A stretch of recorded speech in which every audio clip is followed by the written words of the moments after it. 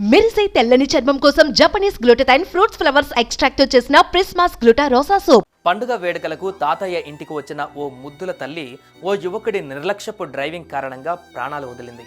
5 ఏళ్లకే 100 ఏళ్లు నిండిన తమ కన్నబిడ్డను చూసి ఆ తల్లిదండ్రులు విలపిస్తున్న తీరు గుండెన్ని కలిచివేసింది.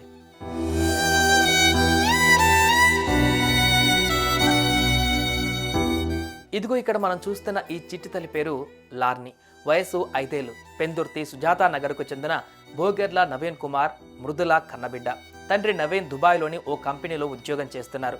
సంక్రాంతి పండుగ కావడంతో తల్లి మృదుల, చిన్నారి లార్ని విశాఖపట్నం పాత గాజువాకలోని ఓ అపార్ట్మెంట్లో ఉంటున్న తాతయ్య సూర్యారావు ఇంటికి వచ్చారు. ఇంటి బయట ఆడుకుంటా అని చెప్పడంతో తాతయ్య లార్నిని అపార్ట్మెంట్లోని గ్రౌండ్ ఫ్లోర్లో వదిలారు. ఆ చిట్టి తల్లికి అవే ఆఖరి ఆటలయ్యాయి.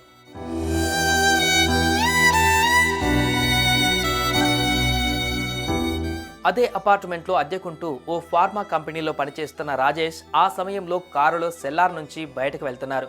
మరి పరధ్యానంగా ఉన్నాడో లేదంటే చూసుకోలేదో అక్కడే ఆడుకుంటున్న లార్నిని ఆ కారు ఢీకొట్టింది. ముందు చక్రాల కింద నలిగి చిన్నారి తీవ్రంగా గాయపడింది.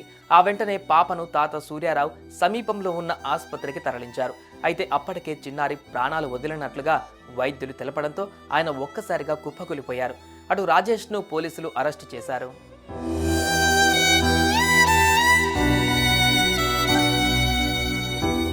పండగ వేళ నానమ్మ తాతయ్యలతో గడిపేందుకు వచ్చి అనుకోని ప్రమాదంలో అనంత లోకాలకు వెళ్లిపోయిన కన్నబిడ్డను చూసి ఆ తల్లిదండ్రులు గుండెలవిసేలా రోధిస్తున్న తీరు చూపరులను కలిచివేస్తోంది. వాహనాలు కదిలే చోట చిన్నారులని వదలడం ఎంత డేంజరో ఈ ఘటన తెలియజేస్తోంది.